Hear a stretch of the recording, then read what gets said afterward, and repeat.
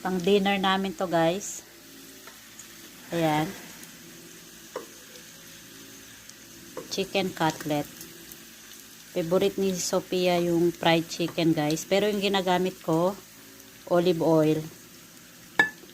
Ayan yung olive oil, guys. Kailangan na namin bumili. Ang konti na lang. So, ayan. Kainin ko si Sophie maya konti. Tinatapos ko lang to, ayan.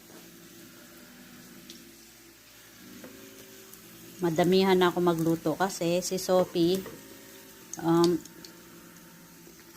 minsan yung chicken na lang yung kinakain niya.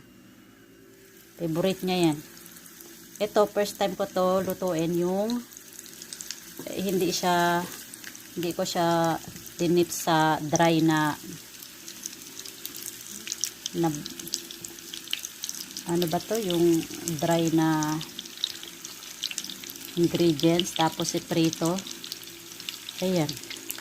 Okay man yung resulta, guys.